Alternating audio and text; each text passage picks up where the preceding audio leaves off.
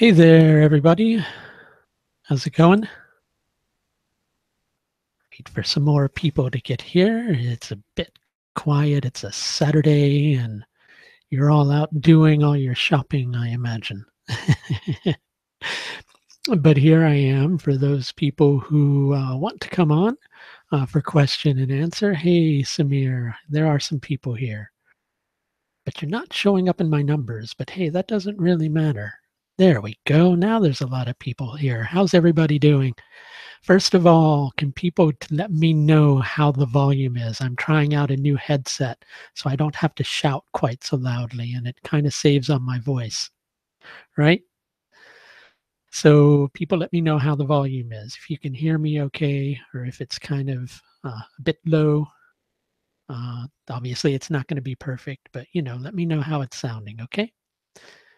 Excellent. Good to know. All right. So just kind of some rules of the road that we do for these question and answer, but everybody pretty much knows it already. I'm not really using this as a session to answer questions about your own specific horoscope. Mainly the reason being is people often pop in like one or two sentence things about one planet and its position and want me to tell them their entire, future, based upon that. And that would be doing a real disservice to you. So I don't go into deep horoscope interpretation with, people putting one or two things here and saying, what's my dasha going to be like? Because it would just be inaccurate, and being inaccurate is a disservice to you and to me. In order to do good interpretation, you really need to look at the entire horoscope. But general astrological questions that you have, please feel free to ask, and I will be waiting for the first astrological question to appear. Thanks everybody for the feedback on the volume. It's good to know. Keeps me from having to talk quite so loudly. All right. So let's see what kind of questions we've got today. How are planets and plants related? There's a lot of different theories on that in terms of which planets are related to which plants and things like that. So I wouldn't be able to give you like in-depth information on that, but you can find that in a lot of other places, right? Questions can be any type of thing that you're wanting to relate it to. This is about astrology, right? Significations of abuse in horoscope. That's a difficult one to answer. I can give you some general things, but it doesn't mean if you have this in your chart that that's going to be the case. But you'll tend to find a lot of instances of K2 conjunctions with Mars or Rahu conjunctions with Mars, because what happens with those individuals, especially like if we're saying K2 conjunct Mars, previous lifetimes, the individual was needing to learn how to develop their will further and how to use their will healthily. And quite often they might have suppressed that Mars. And so then what happens is this own particular lifetime, they're needing to further the advancement of how to work healthily with their Mars. And so basically they'll attract into their life people and events that make them confront that Mars. And quite often when they do that, their Mars will be a little bit out of control, and they may either end up being the abuser of the other person or the person who's being abused. But I've generally noticed, especially with K2 Mars connections, that those people tend to attract conflict to themselves without any real knowledge of why they're attracting conflict. Okay? So let's see what else we've got. And somebody asked a question about acne and people who suffer from that.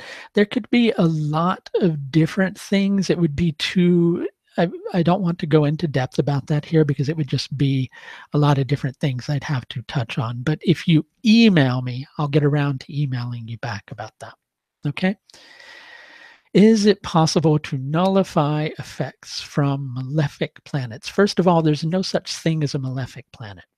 Okay, the astrological texts actually state Somya and Krura. Somya means gentle, Krura means cruel. What's the difference?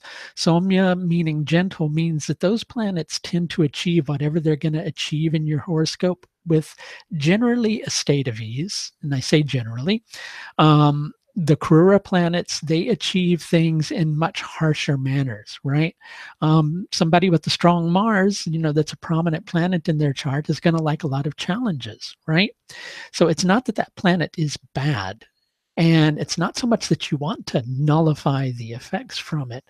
Mantras help you to harmonize with the planet, but I'd be really careful about using the term nullify. You don't want to nullify the planet, right?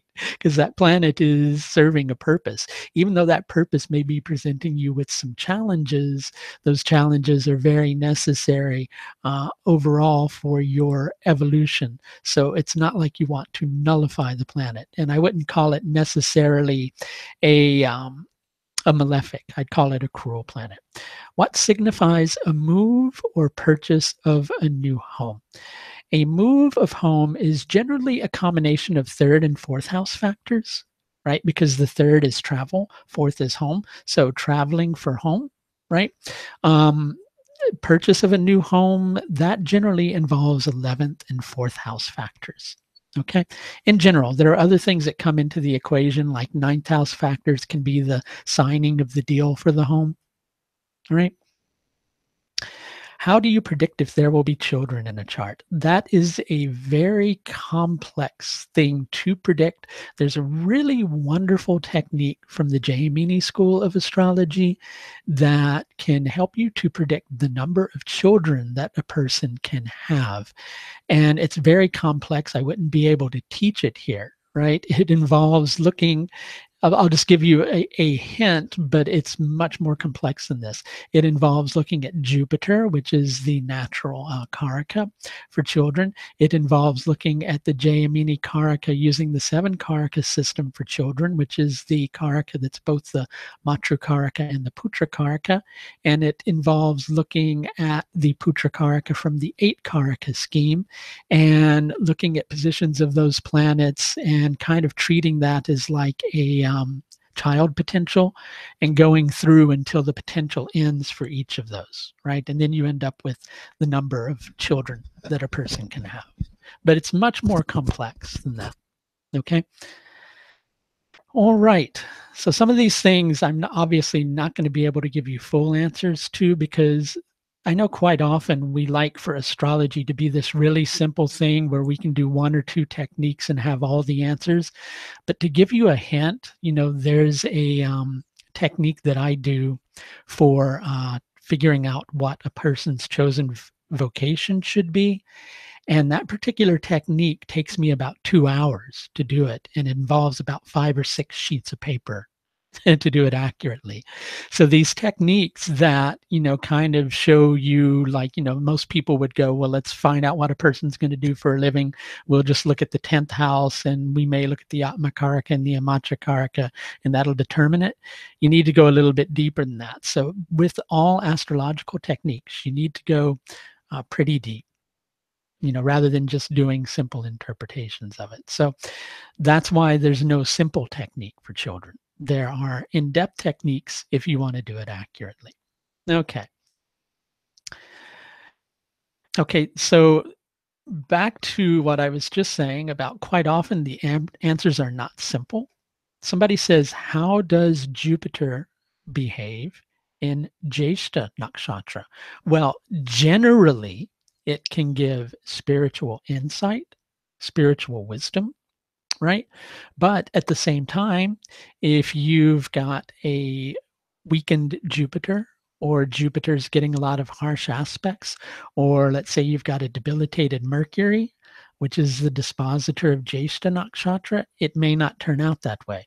So a lot of things in association with nakshatras or anything else, it requires in-depth interpretation. One of the best ways to interpret it is using a combination of something called the Baladi Avastas and the Jagradati Avastas in connection with dignity. And I actually have kind of come up with a base 60 system to kind of understand the strength of planets in that regard and to help to interpret nakshatras. And this is something I wanted to tell everybody about. Basically, I have a nakshatra course, an extensive nakshatra course where you can learn about how to judge the strong and weak points of a nakshatra based upon the well-being of the dispositor and the well-being of the planet that's in it and the moon and a lot of different factors. In addition to that, I'm going to be teaching a lot of different nakshatra techniques to use in horoscope interpretation. Prime amongst them is the Shayanadi Avastas. The Shayanadi Avastas show the condition in which we approach a planet during a particular Mahadasha period. And that changes with each Mahadasha period. And the Shayanadi Avastas are actually calculated using the moon's nakshatra, the Rashi that a planet is in, and you can take it to another level if you know that, by using the letter of your first birth name, right? And not your first birth, as in your first birth that you had several incarnations ago. I mean your first name, your birth name and your first name is what I meant. Okay. And basically it'll give you some things like nidra, which means sleeping, right? So that person may be completing a cycle with that planet, or they may be unaware of something with that planet. So it gives you a lot of different factors that help to deepen interpretation. And I'm going to be teaching those avastas on the nakshatra course. And this is the big news, which is the deadline for early registration for that course is approaching Monday at midnight. You can still register after that time. It's just that you have to pay the full price. But for those of you who are interested in registering, you may want to consider doing so before Monday at midnight if you want to take advantage of the discount. Okay, back to some other questions. Let's see what we've got here. I have to scroll down the page because is it true that your birth chart can be rewritten? I'm not sure what you mean. I think what you're saying, because a lot of people get into this whole concept of if I'm having problems with my chart, remedies are going to make it all go away. And you can't rearrange your planets. Basically, you have the karma that you have. It's there for you to work through. It's there for you to grow from. It's actually there for you to benefit from, even if it's challenging. So the whole concept of rewriting your birth chart, I don't really go for that. I would say much more you can accept your birth chart and your life will get a lot easier, or you can deny your birth chart and keep going through life in a challenged manner. Okay. Let's see what else we've got.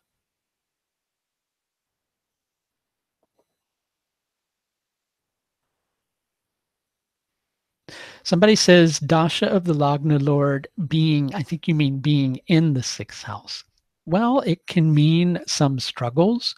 The strength or well-being, overall strength or well-being of the Lagna Lord during that time is going to determine how intense those struggles are. Those struggles will generally get better over time. There can be some health-related problems with that, again, dependent upon the well-being of the Lagna Lord. And you always have to qualify these statements because people take things away and think that things are going to be horrible. And really, the whole concept, and I know I say this every time, and I know you must be getting really bored of hearing it, but cookbook astrology really doesn't work. Cookbook astrology is good for one thing. It teaches you some general astrological concepts.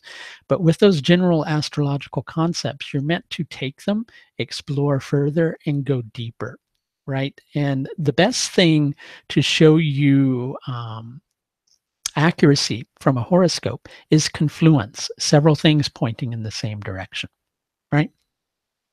So, if that same planet was also the Natikaraka, or if that same planet was Saturn, then there might be some more health problems, okay? All right, let's see what else we've got here.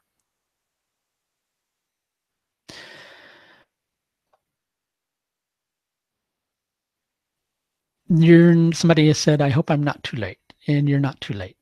Okay, let's see what else we've got here.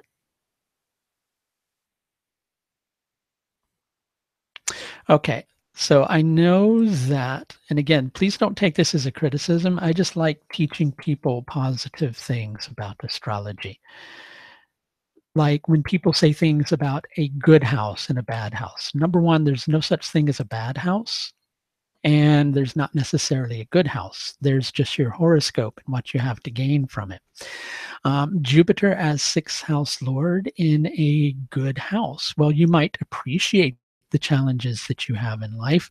Those challenges that you have in life bring you meaning, right? Um, Jupiter retrograde, just touching generally on Jupiter retrograde, because the same person had asked about that. Retrograde planets, we tend to internalize the process of those, right?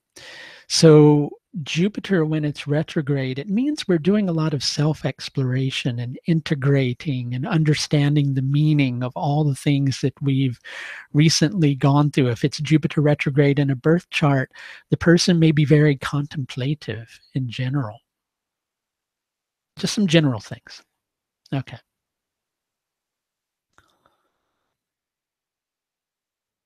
So, it may seem like I avoid some of your questions. Like somebody said, how to judge 10th, 11th Lord exchange. So, what I will say in terms of how to judge that is you need to look at the well being or the weakness of those planets in order to determine that exchange. And there are also a lot of other things you need to look at. Well, in general, it might be important for the person to be very ambitious in their career, but that's just a general thing. And how to judge that? Again, the best way to judge these things are Baladi avastas and Jagradati avastas, right? If both of those planets are strong, that's going to be very positive.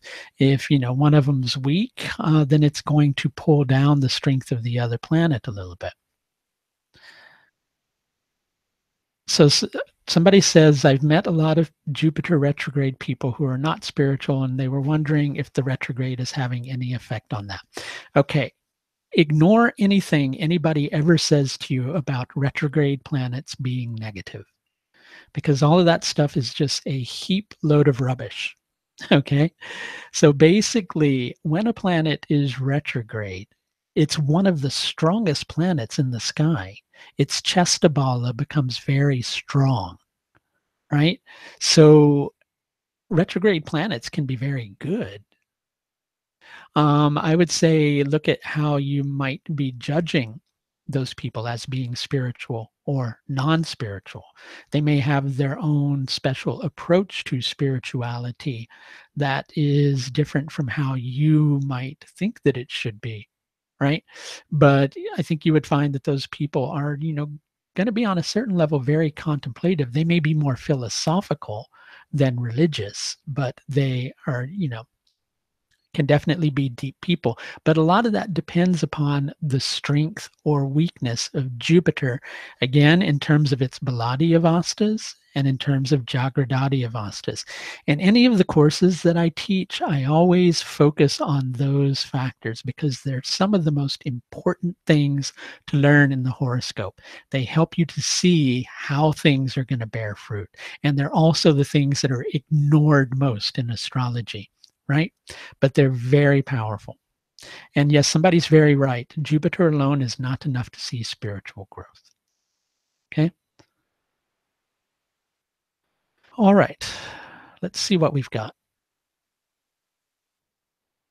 Somebody says, is it bad to take someone back while retrograde is on? No, basically, a lot of people go into things about going, you shouldn't do this when Mercury's retrograde, and you shouldn't do that when Mercury's retrograde. You know what? I've done some of the best contracts I've ever done in my life. I've made some of the best agreements I've ever done in my life, and I've traveled a lot and enjoyed my travels when Mercury was retrograde. So it's not always the case with things like that. Okay, let's see what else we've got here. So just a reminder again, for those of you who are interested in learning the nakshatras extensively, there should be a link up above in this video.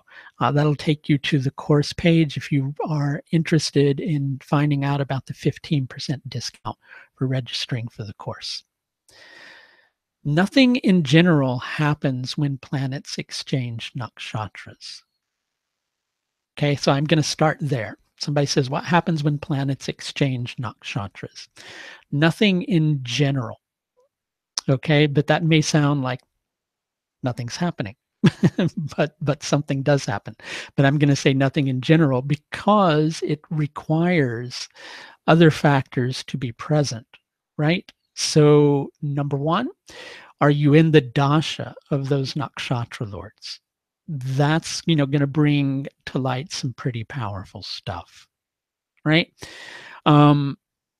What it does mean is those two planets are very mutually supportive, but in a manner that's different than planets exchanging rashis.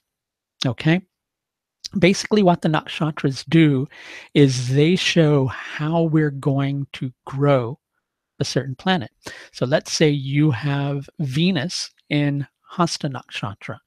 That means in terms of relationships, if you've got a weak moon, you might grow your relationships with this strong need for control in the relationships, or you may face a lot of struggles or hardship within the relationship, or the individual may tend to create really wonderful relationships for themselves. So the nakshatras determine how we grow the planet, how we grow that factor in our life. So what those two planets are doing when they're exchanging nakshatras is they're supporting each other's growth along the lines of the nakshatra that they're in. But if the dispositors of those nakshatras are weak, then there's going to be a weak support for that growth. Okay, if those nakshatra dispositors are strong, there's going to be a lot of strong support for that growth. And that will benefit the planets, even if those planets themselves that are in the nakshatras are weak, right? And sometimes you can have a strong planet with a weak nakshatra dispositor. The individual may have a hard time growing the indications of that planet in a positive way, but they're going to compensate as per the planet that's in that nakshatra. So say, for instance, that planet in that nakshatra is the sun.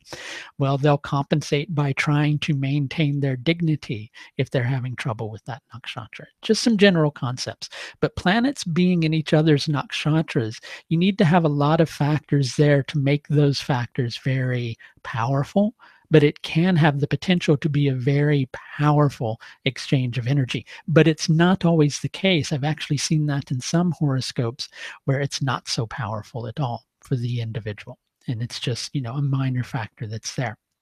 Okay. Okay, let's see what we've got here. Somebody says, if you're born with Venus in Jeshta, this is the time to meet someone. No, basically, when in terms of meeting someone in regards to relationships, that depends on if those planets are involved with relationship agenda on a certain level, which Venus can be, but you might also have a weakened Venus that's not going to give you the potential to meet someone. You may have a strong Venus in the Rashi chart and it's weak in the Navamsha and the Saptamsha, and that can make relationships a little difficult for you. So a lot of factors have to be considered. Okay. I don't use Charadasha. I use Charanavamsha Dasha, which I find to be much more accurate. Okay. Let's see what else is here.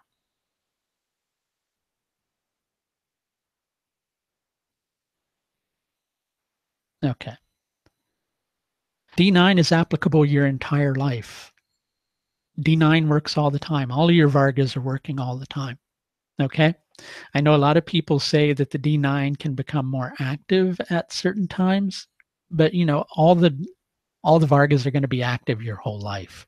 And it may not necessarily equate that your D9 becomes more active after the age of 35, because you might be in a weak period that's not really activating your Navamsha to the extent that it could.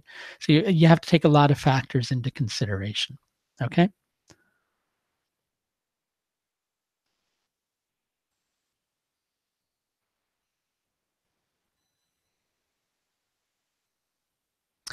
It might, somebody's asking about some of the factors that relate to marriage. It might be your Saturn in the ninth house. Saturn is known to create separation. So Saturn in the ninth house can separate one from marriage, which doesn't mean that it's not possible for you to get married. It just means you have to wait for the right period of time. And somebody's right, that's not how you judge completely. But, just to give you some general things, that might be that Saturn that's delaying things. But at the same time, it doesn't mean that it's not possible. A lot of other factors have to, say that it's not possible. Okay. If you're interested in learning about that for yourself, whether that's something that is a potential in your horoscope or not, you can feel free to contact me for a consultation and we can set something up formally. Okay. Venus in Rahu conjunction in the fifth house will not necessarily deny children. Basically, other factors in your chart, especially a strong fifth lord in the Saptamsha and being in the dasha of that fifth lord in the Saptamsha, can indicate that you'll have children, even if you do have Venus conjunct Rahu in the fifth house. It can indicate difficulty, potentially, with children. It depends on what that fifth house is, but it doesn't mean that it's necessarily going to indicate that. Somebody says cheating spouse significations. I'm cautious about that because if I come out and say it, people are going to think that automatically if somebody they're seeing has that, then that person's necessarily cheating. And that may not necessarily be the case. So I'm going to steer away from that question. Okay. Because again, you have to look for several different factors, not just one factor. You have to see several different factors together. Okay. So, any other cookbook techniques that you see, just take them with a grain of salt. Learn those cookbook techniques on one level, but look for several of them to be present, not just one. Okay. I'm going to be able to go for another few minutes, and then I'm going to have to sign off everybody, just doing a brief connection. Okay. So let's see if we can find some more questions here.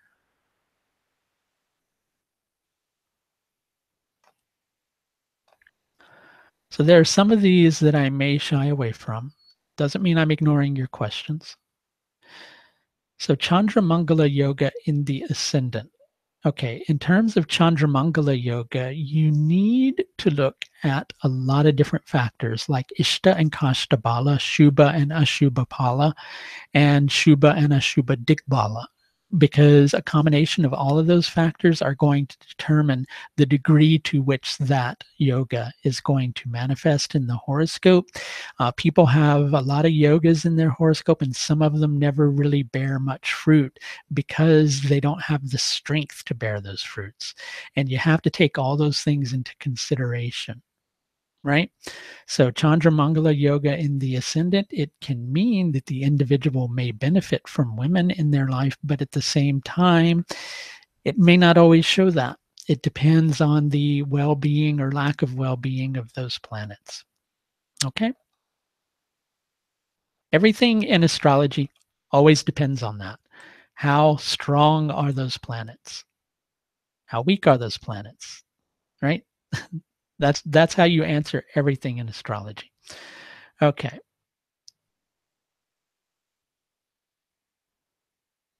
I love the fact that everybody are such sincere seekers.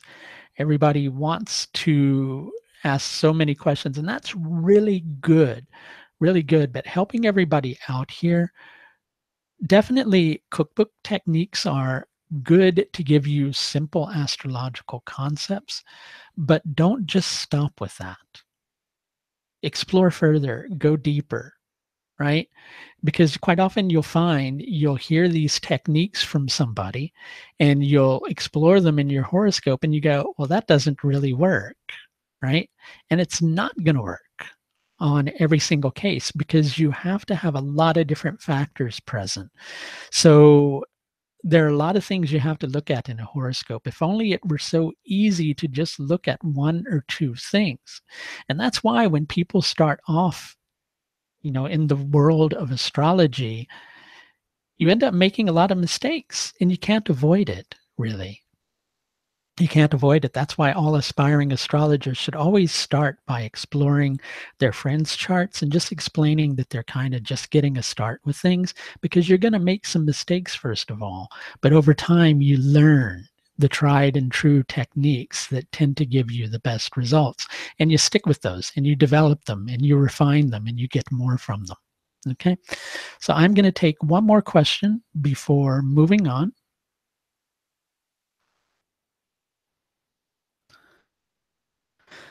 Okay. Let's see what we can find here.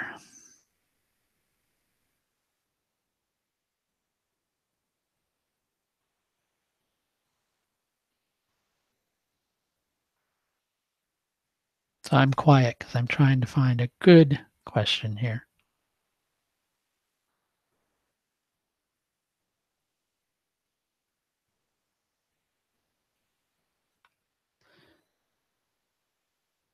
Okay, scanning up a bit.